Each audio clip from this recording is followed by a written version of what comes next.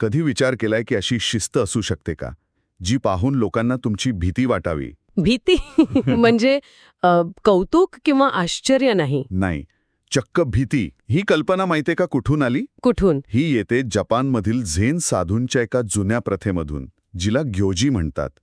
म्हणजे एक असा सराव जो कधीच थांबवत नाही. आज आपण याच सिस्टममधून एकदम खोलात जाऊन बोलणार आहोत.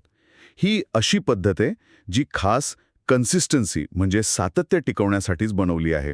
आणि हे समजून घेण्यासाठी आपण राफेल नावाच्या एका प्रोग्रामरची गोष्ट पाहणार आहोत. राफेल म्हणजे आपल्यापैकीच एक होता, ज्याची कोणतीही चांगली सवय 2 आठवड्यांपेक्षा जास्त टिकायची नाही. आणि महत्वाची गोष्ट म्हणजे हे फक्त इच्छाशक्ती किंवा मोटिवेशनच्या पलीकडचं आहे. यामागे ठोस न्यूरोसायन्स आणि सायकोलॉजी आहे.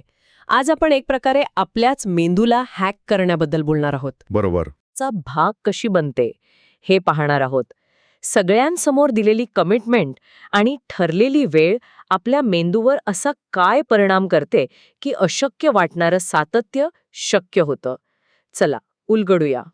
तर राफेलची गोष्ट. एक यशस्वी प्रोग्रॅमर.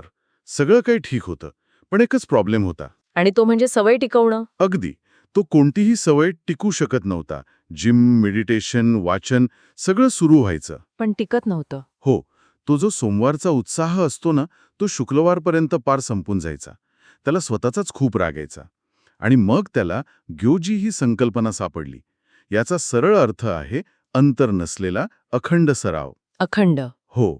आणि हे किती गंभीर आहे हे कळण्यासाठी जपानमधल्या इहे मंदिराचं उदाहरण बघा. विचार करा, 1200 सालापासून म्हणजे 800 वर्षांपेक्षा जास्त काळ. 800 वर्ष. तिथले साधू रोज पहाटे 3:30 वाजता उठतात. एकही दिवस सुट्टी नाही. युद्ध झाली, भूकंप आले, साथीचे रोग आले, पण तो क्रम कधीच मोडला नाही. हे अविश्वसनीय आहे. हे कसं शक्य आहे? याच्यामागे ना एक जबरदस्त सायकोलॉजिकल तत्व आहे. आपला मेंदू प्रत्येक कामाला 2 प्रकारात बघतो. कोणते 2 प्रकार? एक म्हणजे बदलण्यायोग्य आणि दुसरं न बदलण्यायोग्य. ओके. रिव्हर्सिबल आणि इरिव्हर्सिबल. अगदी. ज्या गोष्टी बदलण्यायोग्य आहेत त्यावर मेंदू चर्चा सुरू करतो. आज नको, उद्या करू, थोडं नंतर केलं तर काय बिघडेल. पण ज्या गोष्टी न बदलण्यायोग्य असतात त्यावर चर्चा होत नाही, त्या फक्त केल्या जातात. हे अगदी खरंय. मी उद्यापासून रोज जिमला जाईन हे बदलण्यायोग्य वचन झालं. बरोबर. पण मी उद्या सकाळी 7 वाजता ट्रेनरला भेटायला पैसे दिले आहेत हे न बदलण्यायोग्य झालं. राफेलने बरोबर हाच मुद्दा पकडला. त्याने स्वतःला वचन देणं बंद केलं आणि एक सार्वजनिक घोषणा केली. Public commitment. हो, त्याने कागदावर लिहिलं, मी 90 दिवस रोज सकाळी 5 वाजता 20 मिनिटे ध्यान करणारी व्यक्ती आहे. आणि हे फक्त लिहून ठेवलं नाही. त्याने ते सगळ्यांना सांगितलं. हो, सोशल मीडियावर पोस्ट केलं, मित्रांना, ऑफिसमधल्या लोकांना, सगळ्यांना सांगितलं. आणि इथेच त्याच्या आदिम मेंदूची म्हणजे प्रिमिटिव्ह ब्रेनची स्विच ऑन झाली. हार्वर्डच्या न्यूरोसायंटिस्टच्या संशोधनानुसार जेव्हा आपण एखादी कमिटमेंट सार्वजनिक करतो तेव्हा आपला मेंदू अपयशाला जगण्याचा धोका समजतो. जगण्याचा धोका? इतकं गंभीर? हो. हजारो वर्षांपूर्वी समूहातून बाहेर टाकलं जाणं म्हणजे मृत्यू होता. तीच भीती आजही आपल्या DNA मध्ये आहे. त्यामुळे आता राफेलसाठी सकाळी उठण्यापेक्षा लोकांसमोर तोंडावर पडणं जास्त वेदनादायी झालं होतं. ती भीतीच त्याचं इंधन बनली. ठीक आहे, म्हणजे सार्वजनिक दबावामुळे त्याचा मेंदू तयार झाला. पण शरीराचं काय? बरोबर. खरी लढाई तर तिथे होती. हो ना, सकाळी 5 वाजता उठायचं म्हणजे फक्त मानसिक नाही तर शारीरिक लढाईसुद्धा आहे.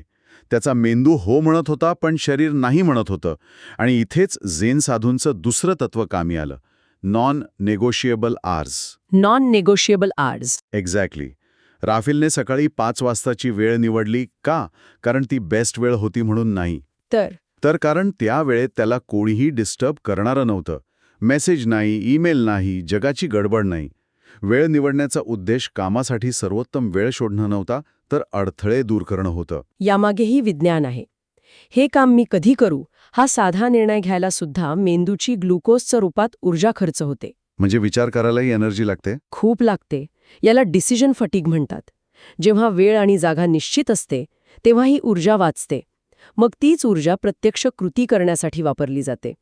तुम्ही गाडी चालवण्यावर लक्ष केंद्रित करता, कधी चालवायची या विचारात पेट्रोल वाया घालवत नाही. आणि याचा परिणाम अविश्वसनीय होता.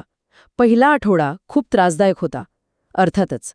पण दुसऱ्या आठवड्यात एक जादू झाली. काय झालं? तो अलार्मच्या 2 मिनिटं आधीच जागा व्हायला लागला. अरे वा, कशा शरीराने ती नवीन वेळ स्वीकारली होता. आणि 14व्या दिवशी तर कमालच झाली. अलार्म वाजला आणि विचार करण्याच्या आत त्याचे पाय जमिनीवर होते. कृती आता ऑटोमॅटिक झाली होती. पण आपला मेंदू फार हुशार आहे. म्हणजे तो वाटाघाटीसाठी नेहमी एक नवीन पळवाट शोधतोच. बरोबर.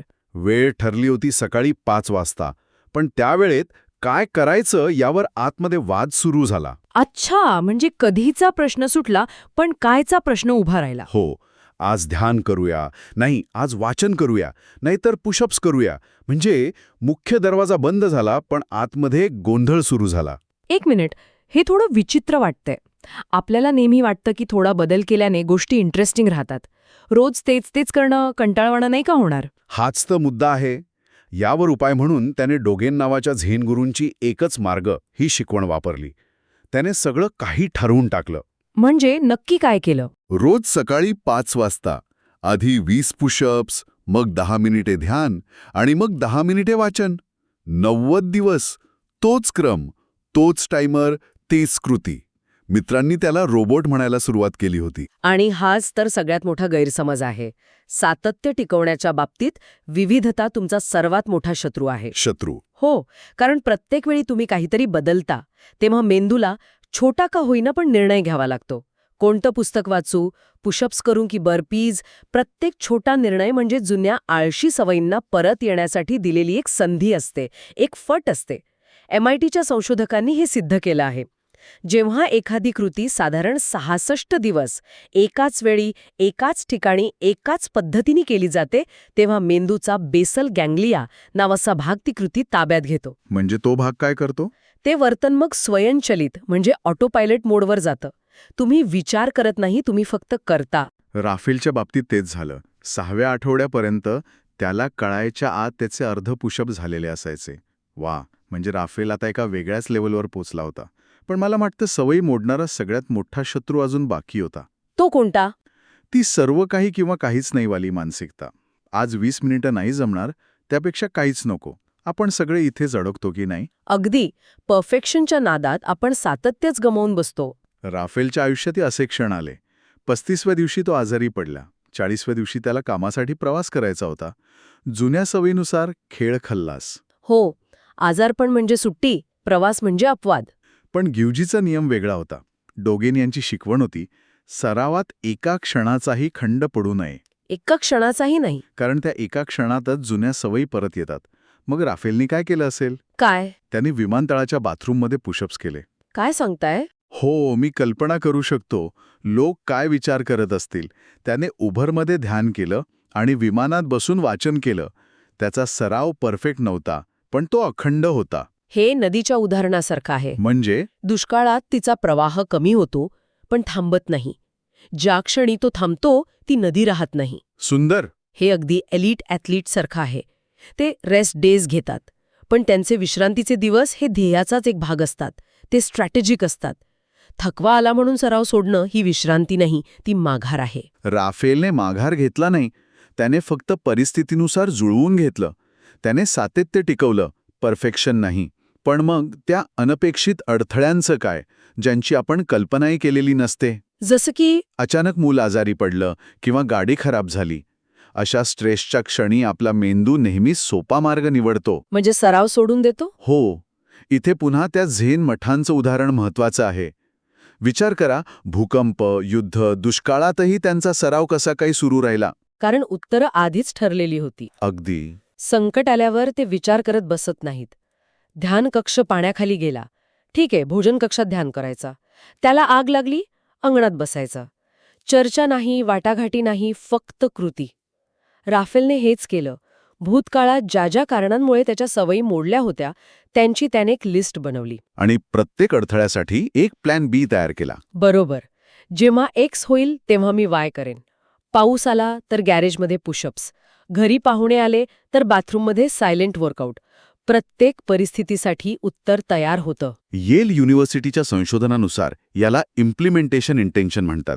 जेव्हा तुम्ही तुमच्या कृती आधीच ठरवून ठेवता, तेव्हा तुम्ही ऐनवेळी होणारा निर्णयाचा थकवा टाळता. म्हणजे इच्छाशक्ती वाया जात नाही. नाही, तुमची इच्छाशक्ती निर्णय घेण्यात वाया जात नाही, तर ती आधीच ठरवलेली कृती पूर्ण करण्यासाठी वापरली जाते. त्यामुळे अपयशाची शक्यता प्रचंड कमी होते. आणि मग आला 90वा दिवस. राफेलने ते करून दाखवलं होतं. पण त्यापेक्षाही मोठं काहीतरी घडलं होतं. काय? तो आता फक्त सवयी लावणारा माणूस नव्हता. त्याची ओळखच बदलली होती. तो प्रयत्न करणारा राफेल नव्हता, तो तसाच असणारा राफेल होता. वाव. त्याचे मित्र त्याला म्हणाले, तुझी कन्सिस्टन्सी भीतीदायक आहे. आणि हेच त्याच्या विजयाचं सर्टिफिकेट होतं. तर या गेवजी सिस्टीमचे मुख्य आधारस्तंभ कोणते? 1. सार्वजनिक घोषणा जी अपयशाला वेदनादायी बनवते. 2. निश्चित वेळ जी मेंदूची चर्चा थांबवते. 3. एकसारखा सराव जो गोंधळ दूर करतो. आणि 4.